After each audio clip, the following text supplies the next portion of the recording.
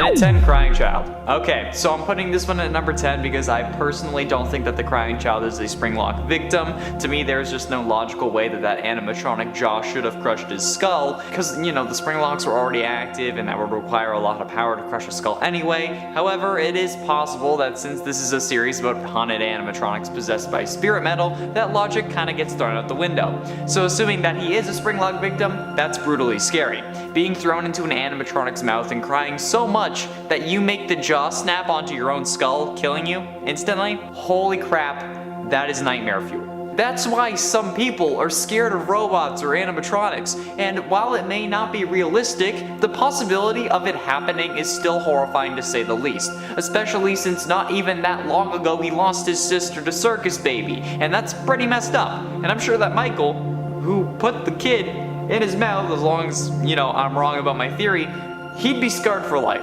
and I think I would be too. Before we move on to number 9, can you do me a favor and smash that like button and subscribe if you haven't yet if you are looking forward to this list. I saw a load of comments asking for it, so this better not flop. If it flops, so help me, you will all have a reckoning. The more likes we get, the more likely we are to do a part 2, and it also helps us against the algorithm almighty and lets us grow the channel, which means more cool vids for you, so you know, it's a win-win, so thank you. And at 9, The Twisted Ones.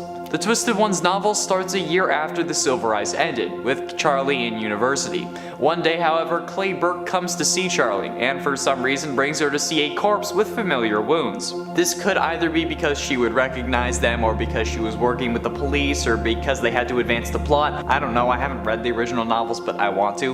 However, looking at the wounds, she confirms that they are in fact a Springlock failure, meaning that we have an unnamed Springlock victim in the Twisted Ones novel. If this character does have a name, like if it's revealed in later down the line or something, please let me know, because I couldn't find one online. However, while this may seem insignificant to you, the real horror of this number comes from what it signifies.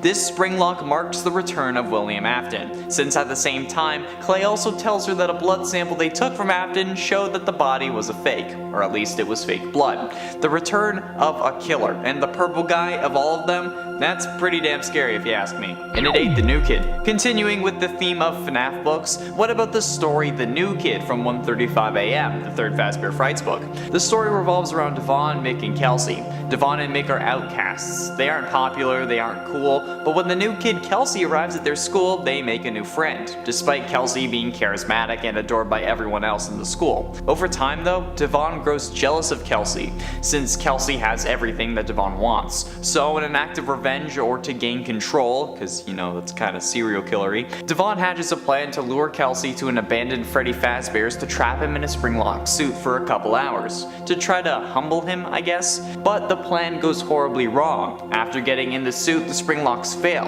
as expected, because you know this is a FNAF book, causing Kelsey's blood to soak into the fur of the animatronic and pull around the ground. Devon and Mick leave Kelsey for dead so that they won't get in trouble, but something doesn't feel right. So a week later, Devon returns to make sure that Kelsey's body is still there, for some reason. He sticks his hand into the animatronic's mouth to feel if it's there, and snap! The Springlocks fail yet again, as per usual, and Devon gets his hand stuck inside the suit and bleeds out, but not before seeing a body in the suit, but with black hair instead of Kelsey's blonde hair. If that's not scary, then you need to go see a doctor, because that's bone chilling. That's messed up. No. And at 7, Grim Fredbear. Grim Fredbear is one of the antagonists from Final Nights 3 Nightmares Awoken. He's only active on Night 5 and found in the left hallway. Grim Fredbear resembles the normal golden Fredbear suit, only with his suit glowing a deep purple while the interior of the suit glows a bright white. His upper face appears to be torn off, including his eyes, leaving an empty, hollow, gaping hole in its place. The inside of the mask, though it appears like there's nothing really inside, actually conceals a white, pale human head that can only be seen during his jump scare. And before you ask, yes, it's mine. The animatronic is clearly meant to be a reference to Shadow Freddy and the theory that the Shadow animatronics were Springlock victims, which was later confirmed by Scott to be false when stating that William was the only victim of a Springlock failure. And in the museum level, which unlocks after Night 5, it is revealed that Grim Fredbear is a Springlock victim, saying, quote, another Springlock failure victim, the second generation of Fredbear. And at 6, Grim Chica. The first Springlock victim in the Final Night series, Grim Chica is a primary antagonist in Final Final Nights 3 Nightmares Awoken. Unlike others, she is not a Reaper animatronic. Grim Chica holds a strong appearance to the Springlock suit on the poster in the Night 3 cutscene, but her faceplates are very hard to spot and she's almost entirely purple. She really resembles Toy Chica. The glowing accents inside of her resemble a human corpse. She lacks a bib unlike the original Chica, and her overall body is very slim like the original Toy Chica, except for her hips, which appear to be much wider. Got the baby birth in hips. I regret that immediately. And she lacks shoulders or upper arms, with her forearms protruding from her armpits. Grim Chica is also revealed to be a Springlock victim in the museum level, saying, quote, "A victim of a Springlock failure, forever forced to haunt the suit she is wearing, now being manipulated by your sister and mother. Tried spray on tan, still very pale." Why is that so relatable to me? Like, no matter what I do, I'll always be pale and pasty. Not the whole being manipulated by your sister and mother thing. That's weird. But like, I'm okay with forever being pasty. However, I did rank this above Grim Foxy because like, it's Chica. And look what they did to my girl Chica. I'm sorry, Mommy Kentucky, for the transgressions. Halfway through in at number 5, Garvey. A psychopathic, cold-blooded killer. He stopped being human long ago. That's how Garvey is described in the extras of Dormitibus, the game from which he hails. Garvey is the penultimate antagonist of Dormitibus, and as a human, he was the man who murdered the missing children. He later went on to get trapped in Spring Bonnie, becoming Springtrap, and then was burnt to a permanent death in the Fazbear Frights fire. Garvey is a more gory version of Springtrap from FNAF 3. However, he is not William Afton, as the game was released before the name reveal, even before FNAF 4. Springtrap, but with hardly any exosuit or animatronic casing, whatever you want to call it. He crawls on all fours and uses his left hand as a foot and his left foot as a hand, like some demonic monkey from hell that Satan didn't sanction the creation of. Just look at this thing and tell me that it shouldn't be on this list. If you do, you'll be lying. And at 4, Golden Call. As a human, when alive, Golden Call's name was Kyle. However, he is now a Springlock victim stuck inside a Golden Freddy Springlock suit. Golden Call has the typical rundown Springlock suit vibe, similar to Springtrap. However, this is even more gruesome. His left ear is bent, he has guts coming out of basically every hole in his body, human eyes are hanging out of the animatronic's eye sockets. He's even missing exosuit on his right foot, and the character is holding a flesh-colored, at least it's flesh-colored, it may be even fully like a flesh phone in his right hand that stays stuck to his head via more flesh or blood strands connecting to the side of his head. It's horrifying, dude. This is a monstrosity. And looking at his age on the wiki, Kyle was only 5 when he got Springlocked, which is absolutely nuts and just flat out horrible. So unfortunate, man. He was supposed to be the next best Fortnite player. That's a joke for the long-term subs. You know it. And at 3, Am I Real? Am I Real, also known as Cake Bear, is presumably the primary and most recurrent antagonist in Dormitibus. Am I Real has 2 different forms. His first form is Cake Bear. Cake Bear's design originated from the Save Him minigame, where he delivered cake to children while a kid is murdered outside. He is the predecessor of both Fredbear and Freddy Fazbear. Cake Bear is a brown bear animatronic that also acts like a Springlock suit that appears in most of the main nights. Although they do look similar, the only similarities he has to Freddy Fazbear in reality is that they both possess a top hat, are brown, have blue eyes, and are a bear. Am I Real's second form is a form that resembles Springtrap, however. This form has a green color much like Springtrap and contains human remains. His right eye socket has gotten bigger on the side and a big hole can be seen on the right side of his head. His top hat has received some withering on it as well, and his lower jaw is slanted and worn down, no longer circular like Cake Bear's. He also has a sizable hole in the right side of his torso, revealing organs. Ha, lovely. Rips and tears cover his arms, revealing more human remains. He also appears to be missing at least 1 finger on his right hand, and it's absolutely terrifying to look at. Of course, 3 out of 10 of these are going to be from Dormitibus. Like, what did you think was gonna happen? Did you watch the Dormitibus animatronics list? Penultimately, in at number 2, Springtrap. I believe we all know this story by now. Everything was going well at first. They couldn't pin him down and he was on his way to immortality. Once William discovered Remnant, however, he spiraled. He wanted to use it to fuel his life and make himself truly immortal. So in an effort to study it further, William lures possessed animatronics to the back room that they can't access and uses it to dismantle them. planning to melt down their endoskeletons to make soul-infused metal. However, by doing this, he unknowingly releases the souls of the victims he claimed oh so long ago. Shocked, he tries to scare them by getting into his spring bodysuit, which also coincidentally makes him feel more powerful. However, this haste coupled with the leaking in the back room causes the spring locks to fail, crushing him in torturous agony for the next 30 years. However, he didn't die from this. As we learn in the Man in Room 1280, he was being kept alive by the spirit of another victim. So he was living that agonizing pain for 30 years, and that makes him damn well deserving of the number 2 spot. And before you ask, no, him and Garvey are 2 separate characters, meaning that they can both be included on this list.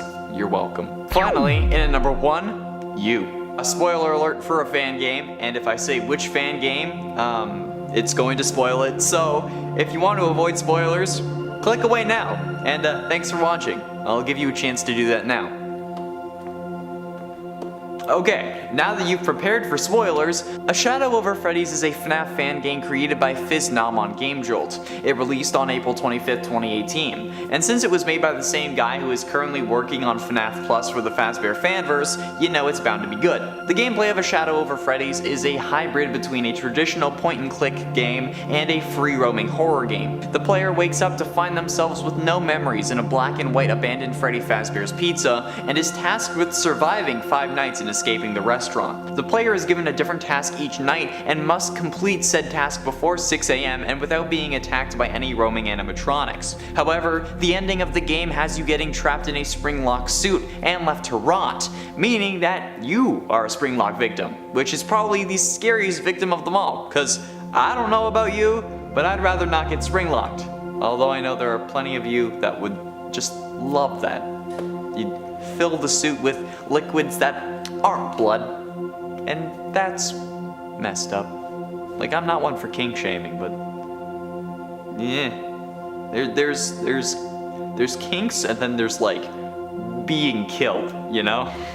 I don't know how else to put that. And at 10, Henry. Now, there are many ways to consider Henry a victim of the purple guy, but he's first because not many of them are as direct as others. While we do see Henry get killed by a baby in FNAF World, in the main series games he lives on in FNAF 6, where he then gets burnt in a fire. Unless baby kills him in the FNAF 6 location before the fire can, since, you know, he cut her off earlier, but that's still just speculation. However, Henry was also the victim of purple guy's crimes when Charlotte died, as seen in FNAFs 2 and 6, as well as in the books, since Henry lost his book daughter Charlie to William when she was only 3 years old. Remember, when someone takes a life, the one who dies isn't the only victim. Their family and friends, anyone who loved them, are a victim as well. This also extends to Henry's wife, who we don't know the name of as far as I know, since she may still be alive in the games. And at 9, Gabriel. Gabriel was one of the original 5 missing children from the first ever incident that we learned about in the games. We believe his soul passed into the Freddy animatronic based on the gravestone ending and the placement of the FNAF 3 heads.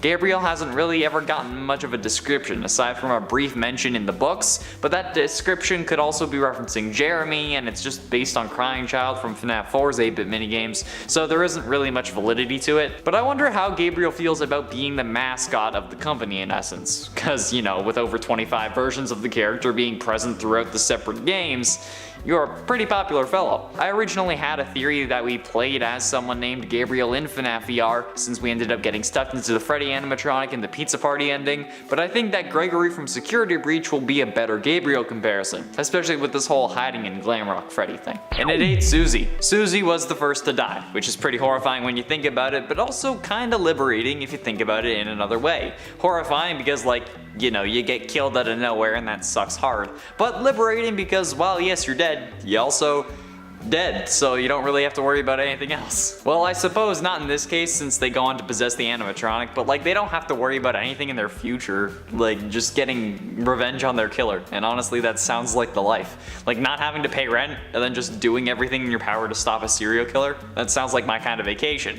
But nevertheless, being the first to die is a pretty serious thing. We know she was the first thanks to Withered Chica's voice line in Ultimate Custom Night, and keep in mind that the Withered animatronics are the original ones after being decommissioned decommissioned when the restaurant closed prior to FNAF 2, since FNAF 2 is still a prequel and one of the first games in the timeline, so she is Withered Chica, even if she's also Chica. Gotta love the games. And at 7, Fritz. Fritz is also one of the original 5 missing children, being the victim who possesses everyone's favorite animatronic, Foxy. I guess in a way it was meant to be, given that both of their names start with an F and are shorter than their other names. The others actually also have similar names to their animatronics as well. Gabriel has the same amount of letters as Fazbear, Jeremy has the same amount of letters as Bonnie, and Susie and Chica have the same amount of letters as well. That's freaking weird, man.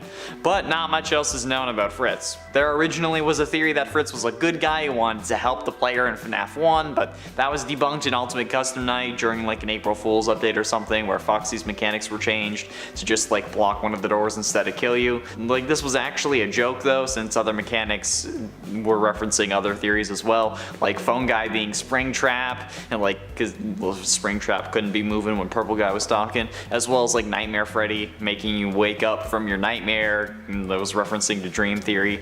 I mean, like, I wish I could wake up from this nightmare though. Oh wait, this is real? I talk about FNAF on the internet daily. That's actually a thing?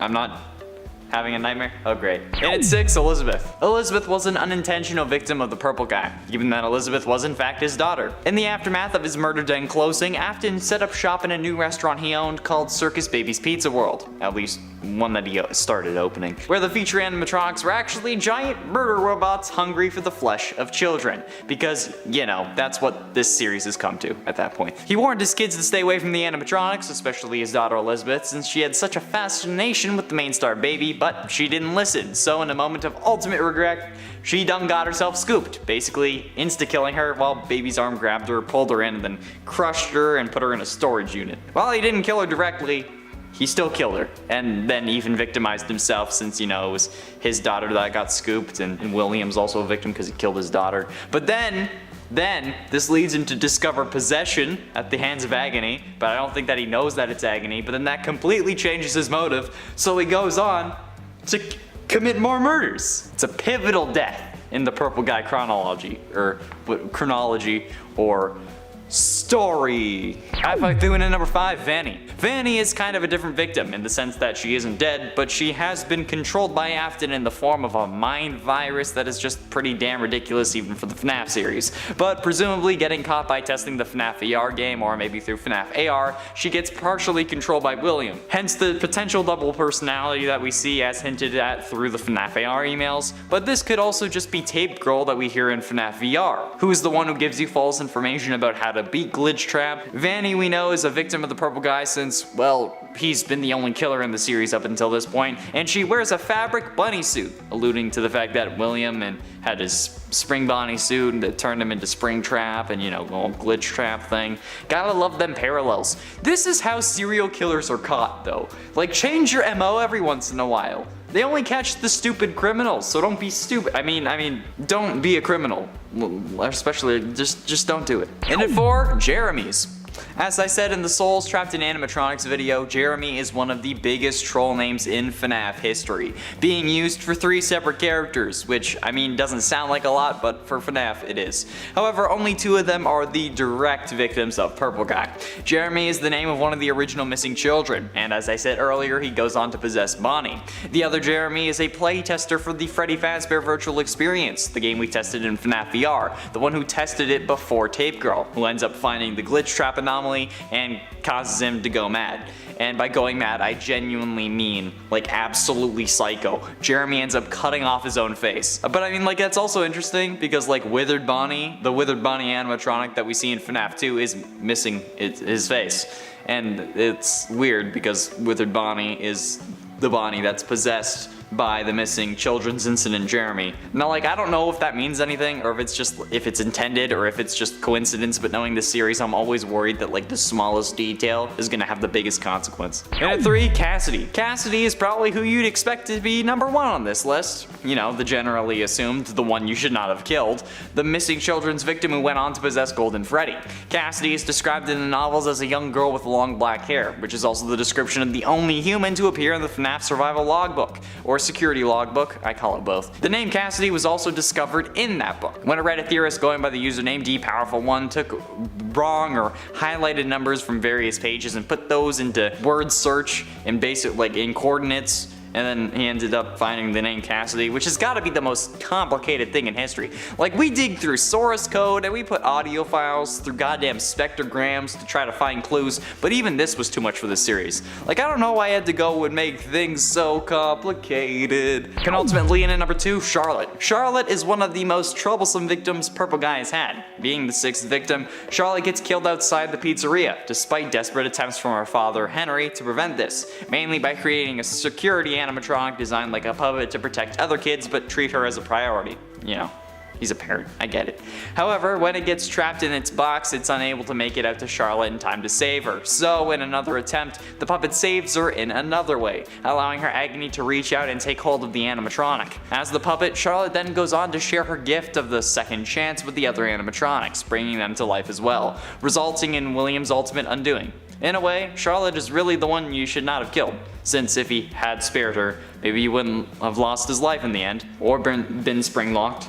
So, yeah, shouldn't have done it. Finally, in at number 1, us. Now, this is why Cassidy isn't number 1. No matter what, we are a victim of the Purple Guy, and not in any philosophical way either. We are a direct victim of the Purple Guy, or William Afton, or Glitch Trap, or whatever you want to call him. Since, thanks to FNAF VR, no matter what you do, you end up losing at the end of the game. You either merge with him and join him on stage, or you complete the ritual only to get locked away in your own mind as William walks free in your body, or the easier one, we get stuffed into Freddy at the end of the Pizza Party minigame. But if you end up collecting all 16 tapes and actually fully complete the game, you're a victim of the Purple Guy. Like, he uses your body to commit whatever comes next. I mean, we could be Vanny, we could be Tape Girl giving it another shot, we could be some random bystander, but either way, we the player get gotten by this toxic, poisonous grip that is the Purple Guy. So, yeah, I'm gonna put myself at number 1. In at 10, Springtrap. Now, this number is really meta, and that's why it's starting off the list. But this isn't a metaphorical or philosophical number as if you thought it was going to be.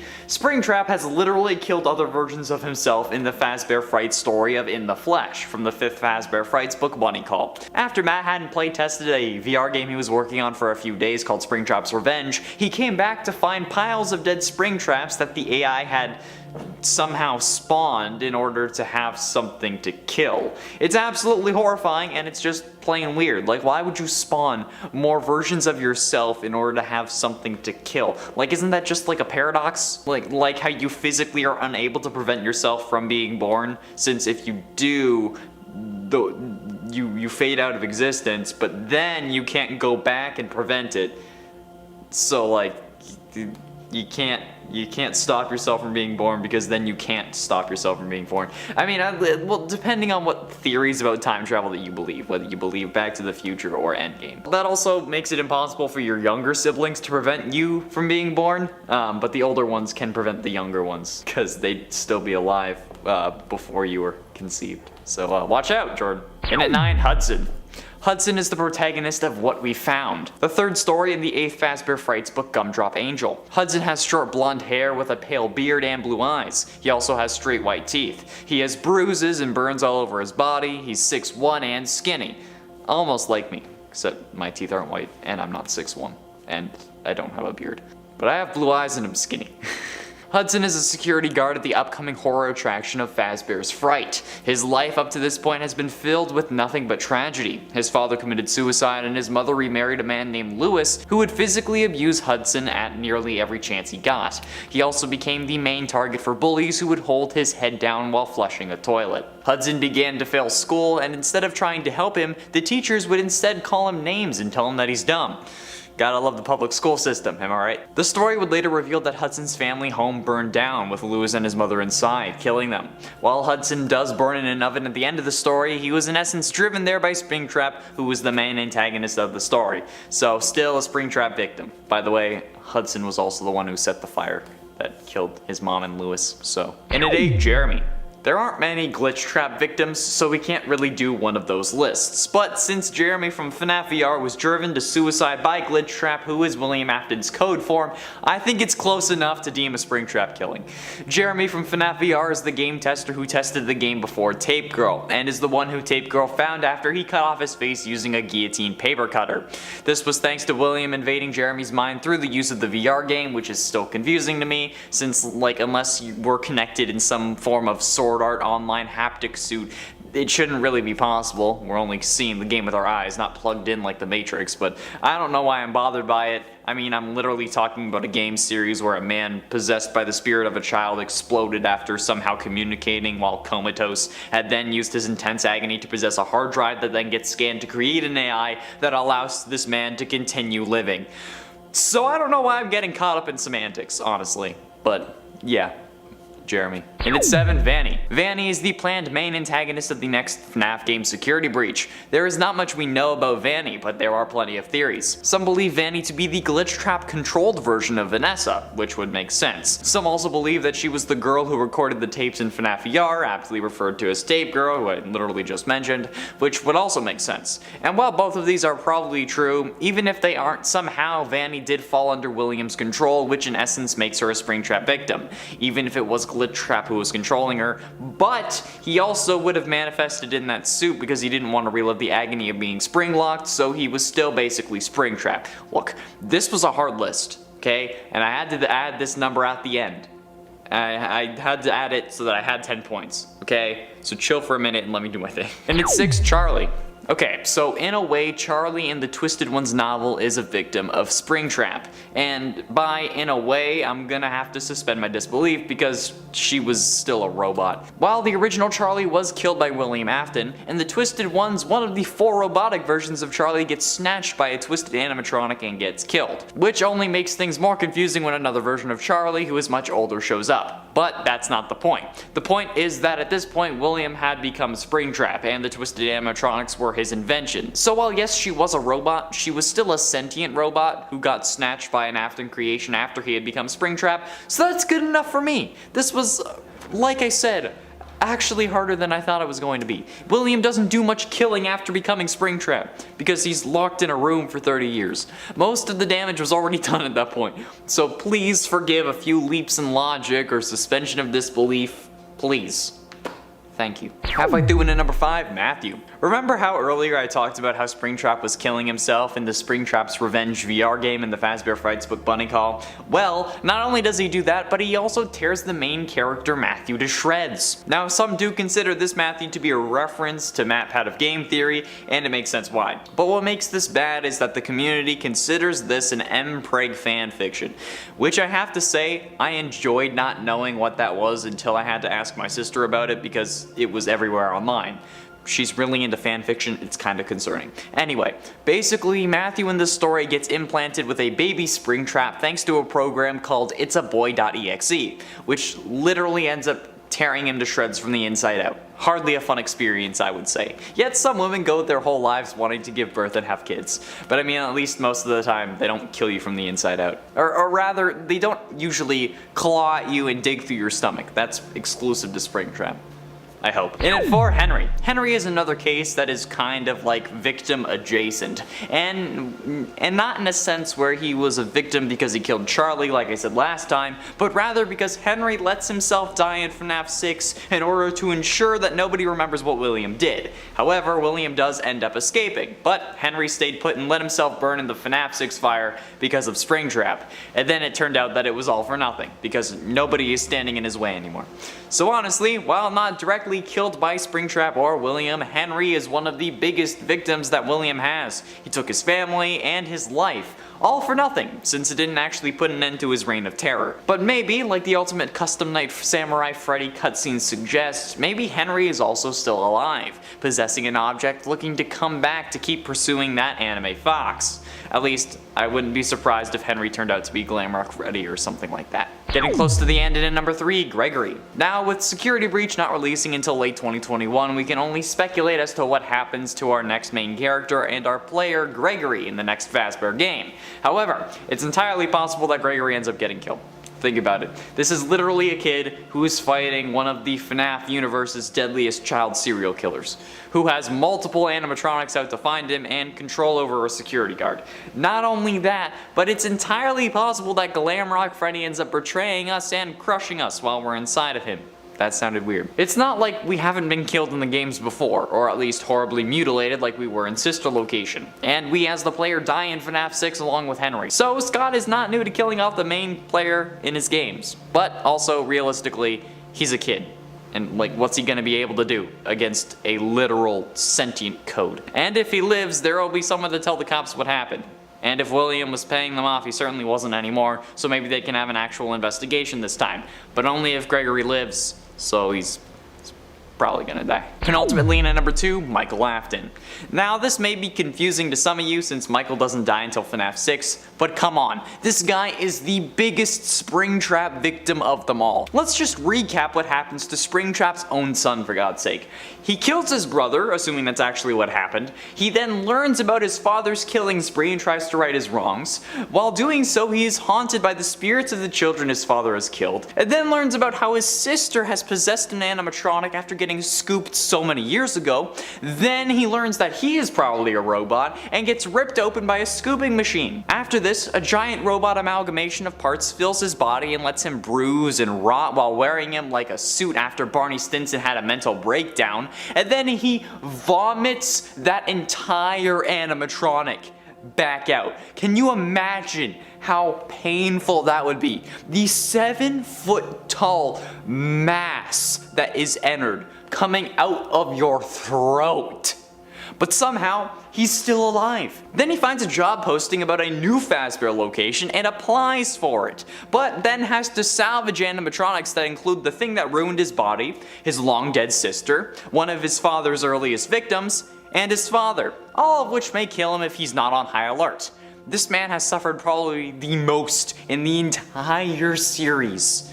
That's absolutely horrifying. Finally, in at number 1, William Afton. Yes, here we are again. While I already said Springtrap himself as the first number, I'm gonna round it off with some more self-reflection. Like I said, this list was hard. However, the most important victim Springtrap could have had would have been William Afton himself. Let's remember, Springtrap isn't a separate character. He is the body of William Afton that got spring-locked after he hastily put on his murder costume in the back room of an early Fazbear location after accidentally releasing the souls of his original victims. Whether it was to make them feel scared or to make himself feel more powerful, his haste coupled with the moisture from the leaking ceiling caused the spring-lock mechanisms to fail, shooting thousands of metal parts deep into his body. It would have killed him if not for the spirit that had possessed him that was intentionally keeping him alive. That's brutal. I mean, he absolutely deserves it, don't get me wrong, but that has to be included on this list. I mean, I was told that William should have been on the purple guy victims list, so there you go. Here he is. In at 10, Henry. While Henry does ultimately perish thanks to the FNAF 6 fire, he would have been a target for William beforehand, especially once he had learned who was actually committing the crimes at his restaurants. But why didn't William go after him? It would have been too obvious, really. I mean, there are 5 murders that occur inside the walls of the restaurant. They already suspect William for it. But then Henry goes missing and then William is left as the sole proprietor of the business. That's super suspicious and would definitely result in an arrest. Motive means an opportunity. Motive is absolutely there, especially if William was cheating with Henry's wife or something. Means would be fairly easy to find, and William has plenty of opportunities, let's be honest. So, killing Henry would only result in William going to jail, which probably saved Henry's life. And at 9, Vanny. Vanny is an interesting case here, because while she is in a way a victim of Glitch Trap, she doesn't really know it, or at least is unable to communicate it, only being able to search help on the company computer. Not only that, but William could very well have killed Vanny, but he didn't, opting instead to gain partial control over her. So while she isn't a victim in the traditional sense, I'm sure that there are people who are willing to argue in the comments. So I'm going to make this simple.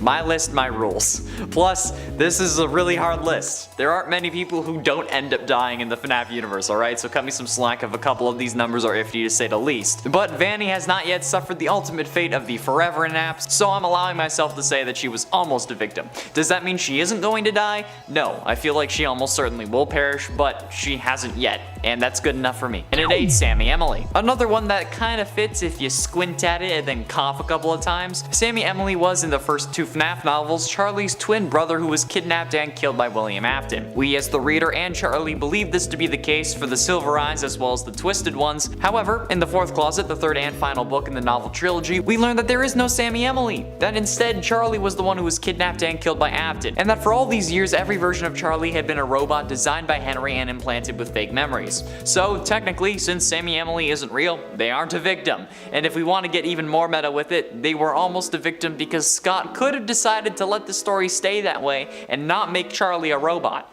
But he didn't. Sure, Sammy could have been a real character. That, or if Sammy was real, they would have been a victim, meaning that since it didn't happen, they were almost a victim. Like I said, this list was hard, but I promise the next ones make more sense. And at 7, Lewis. Lewis was introduced in FNAF AR through emails that he's lucky he's the only one seeing, and not HR. Lewis is a creepy coworker of Ness who works at IT, at the company creating all the robots for the Fazbear Entertainment delivery service that we experience in Special Delivery. And he's probably the creepiest damn character in the entire series.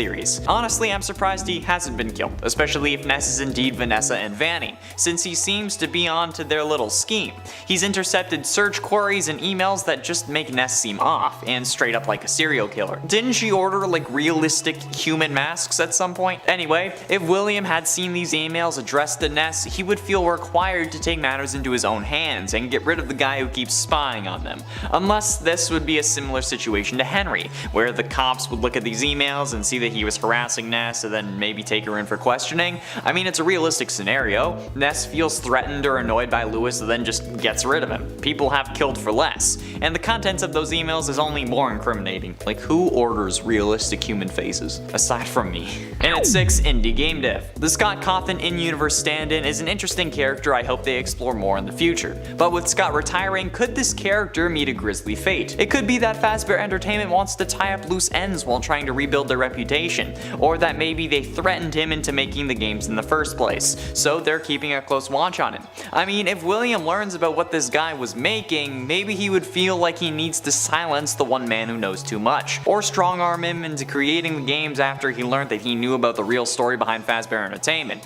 It's entirely possible. It could also be that the indie game dev was the person the FNAF 6 franchise owner job was for, since there was a way out plan for them, and Henry knew at least one other person that knew what was going on. But that person wasn't Michael, as we learned from the final speech, meaning that whoever that was almost a victim as well. And to you, my brave volunteer, who somehow found this job listing not intended for you. Halfway through in at number 5, William Afton. William does eventually kick the bucket, but even when his physical form dies, he comes back as sentient code in a video game, and isn't that the dream? Either way, this man narrowly avoids dying throughout the whole series. This man was possessed by a spirit that intentionally kept him alive through multiple instances that should have killed him, so I think if anything, this guy is the definition of almost victim. William doesn't even ultimately die until he allows himself to in the Fazbear warehouse in the Man in Room 1280, and even when his body explodes, he's still surviving through latching onto a hard drive that gets scanned into Help Wanted. And I have no doubts that he picked the one that would specifically be used, or one that he instructed someone else to use when making the VR game. At least if the game was planned before his demise. Seriously though, William survived a spring locking, the FNAF 3 fire, the FNAF 6 fire, and the constant assassination attempts from the hospital staff. So this guy is for sure making it onto this list. And at 4, Kelsey.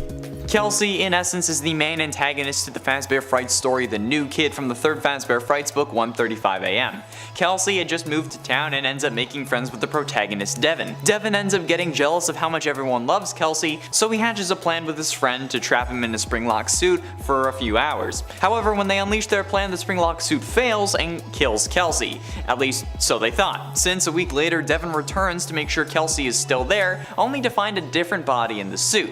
He knows it's someone else because the hair color's different. And then Devin gets stuck in the suit by his arm and bleeds out, only for the story to cut back to Kelsey meeting 2 more kids at his new school. This is an interesting story, because while Kelsey did get springlocked, he ends up being fine. So what happened? Some think that Kelsey's a ghost, some think that he's the one you should not have killed, others don't know. But either way, this version of Kelsey, the one who got into the suit, was nearly a victim that somehow survived or escaped.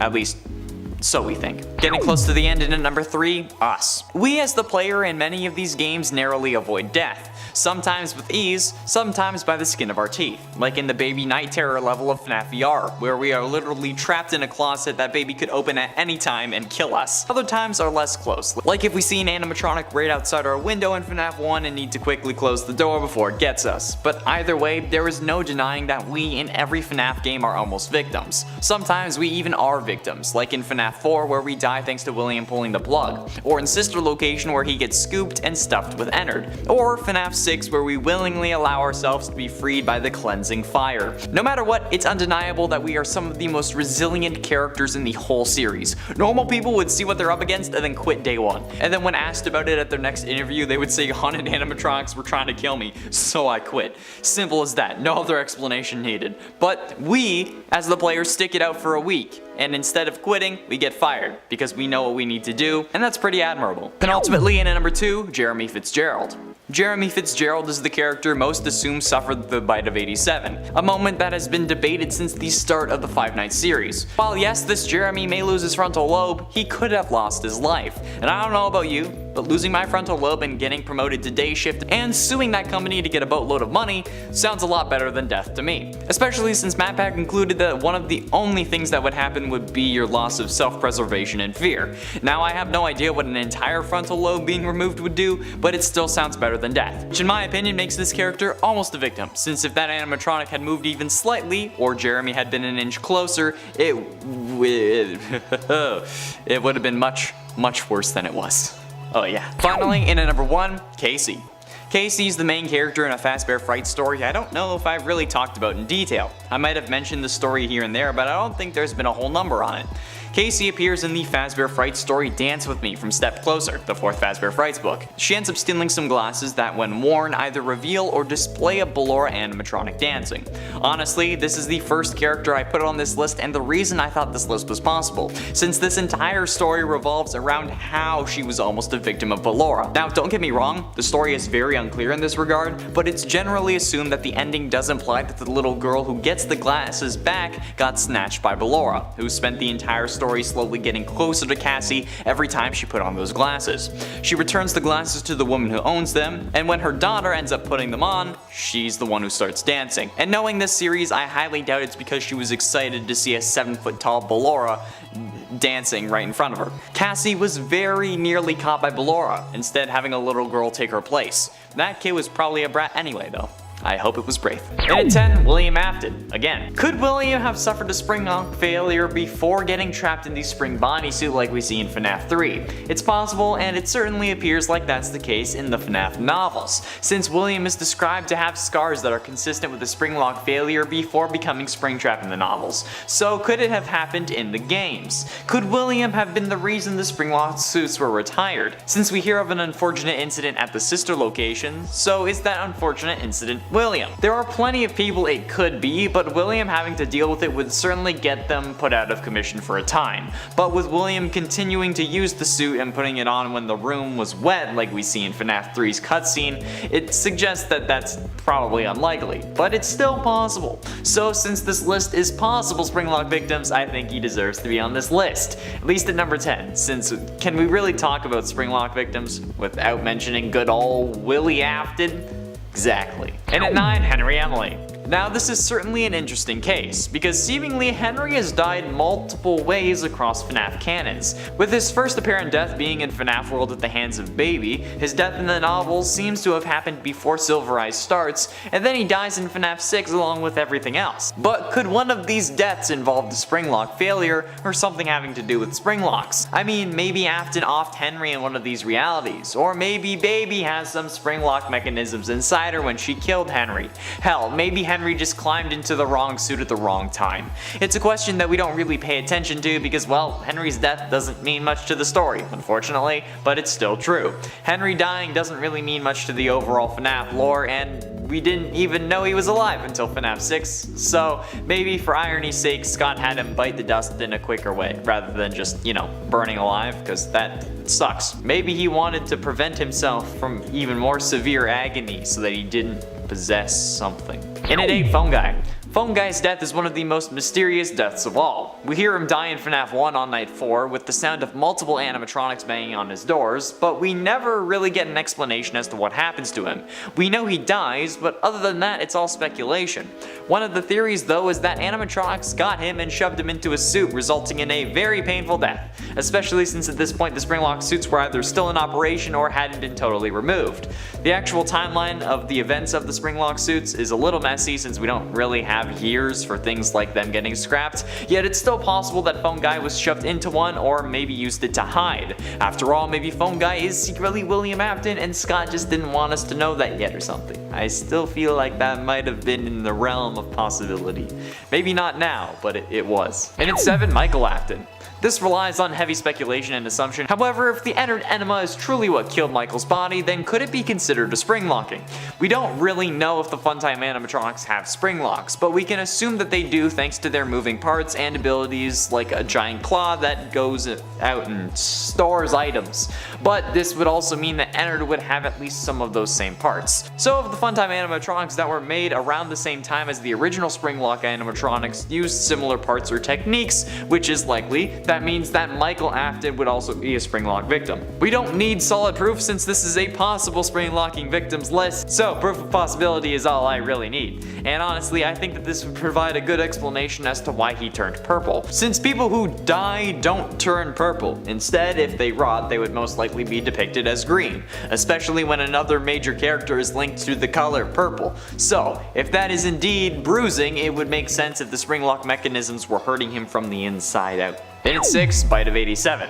The Bite of 87 is such an infamous incident that I can already hear people groaning in the comments. However, what if the victim of the Bite of 87, whoever that actually was a victim of a spring lock failure? It could make sense, since the animatronics had no harmful tendencies before this, so a spring lock failure is a reasonable assumption as to why someone got a frontal lobe removed. And a spring lock failure, assumingly, would definitely provide enough power to do that, since the spring locks themselves would snap with such ferocity, and would probably circumvent the whole needing more power to do that thing.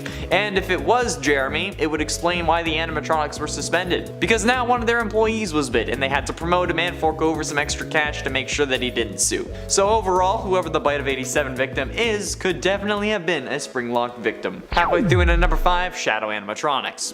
One of the oldest theories is that the Shadow animatronics are the first springlock victims. This comes to us after the FNAF 3 Phone Guy dialogue that mentioned multiple and simultaneous springlock failures, which some interpreted as multiple springlock suits failing at once, since the term springlock in this situation is used to describe the suit as a whole and the individual springlock mechanisms that hold back all the robotic parts in the suit. So the line of multiple and simultaneous springlock failures could mean multiple of the springlocks inside the suit failing at the same time, or more than one suit failing at the same time. This led some to theorize that previous employees were killed in the springlock suits, which is where the Shadow animatronics came from. This is supported by the fact that these shadows are of Freddy and Bonnie, the two animatronics that have springlock versions. And while there are holes in this theory, there is potential that this is the case. So the Shadow animatronics are possible springlock victims. I'm gonna have to keep saying that because people in the comments are gonna get mad. It's like, oh, they weren't springlock, they could have been. It's possible. And that's the list, okay? And at 4, Cassidy. Cassidy is the most mysterious victim in the missing children's incident. Her name was hidden for years, only really being discovered recently, and honestly we don't know too much about her. We don't know how she died, so the potential is there for her to be a springlock victim. Maybe William knew that it would be easier that way. After all, she does possess Golden Freddy, who we figure it was a springlock suit that ended up having the guts removed, hence the slumped overness. However, if this was the case and Cassidy's body was in that suit, they would have found it when they were gutting him. But maybe William was the one who gutted it considering how he was the suit technician. And I mean, like, to be fair, for a suit technician, he did miss a fatal flaw with the animatronics that he literally designed, since, you know, he got snapped when the suit was wet. Either way, Cassidy being a springlock victim would help explain a lot in the series. Just, you know, the hallucinations and whatnot. Getting close to the end into number 3, Kelsey. Kelsey is in essence the main antagonist of the Fazbear Fright story, the new kid from the third Fazbear Frights book 1:35 AM. Kelsey had just moved to town and ends up making friends with the protagonist Devin. Devin ends up getting jealous of how much everyone loves Kelsey, so he hatches a plan with his friend to trap him in a springlock suit for a few hours. However, when they unleash their plan, the springlock suit fails and kills Kelsey. At least, so they thought. Since a week later, Devin returns to make sure Kelsey is still there, for some reason, only to find a different body in the suit. He knows that it's someone else because the hair color's different, and then Devin gets stuck and bleeds out, only for the story to cut back to Kelsey meeting 2 more kids at his new school. This is an interesting story because while Kelsey did get springlocked, he ended up being fine. So what happened? Some think that Kelsey is a ghost, while some think that he's the one you should not have killed. But no matter what, we all feel like there is a high possibility that Kelsey was a springlock victim, at least when they were alive. We don't know how and we don't know when, but it's a definite possibility. Penultimately, in at number 2, missing children. Much like the Cassidy situation, the entirety of the missing children involved in the missing children's incident may have been springlock victims. We're still unsure as to the method of extermination that William used on the screaming pests. Sorry, the kids who run around in my building hallways they're still getting to me. If they ever go missing though, these videos are not going to help me. Anyway, we don't know how William dispatched of these kids before shoving them into the suits, and honestly there may not be a way that he killed them before shoving them in. The act of putting them in the suits may very well have been what killed them, which would make sense given that a springlock incident would be more agonizing than a simple knife to the chest. And a springlock collapse would be a more realistic way for the suits to start leaking blood and other fluids, since one knife wound wouldn't really do that, especially around their eyes. Even if the suits didn't snap closed, if William shoved them into the suits, that's close enough for me. Finally, in at number 1, crying child. Okay, now this one is going to be controversial, but there is no way that I could do this list without mentioning one of the greatest debates in my DMs ever. The amount of people who message me on Instagram not asking about my game's Kickstarter, but rather the bite of 83 and how it had to have been a spring locking bothers me to my core. I say this every time I bring it up. I don't think that this was a spring lock failure. That being said, it's still possible, and that's what this list is about. The reason I don't think it was a spring lock failure is because the Fredbear suit was already in animatronic mode, meaning no spring locks would have a chance of failing. Since, keep in mind, a spring lock failure refers to the spring lock mechanism failing to stay open, meaning it snaps back into animatronic mode. That's why it's bad if someone is inside, and there would be no spring lock mechanism in and around the mouth because it would always be in animatronic mode, since the jaw just moves up and down. But nevertheless, it's still a possibility, since logic and physics doesn't seem to apply to the FNAF world, which is made evident by those goddamn doors from FNAF 1. Even if they're electromagnet, they would still be open with power, so if they ran out of power, they would end up closing. Just saying.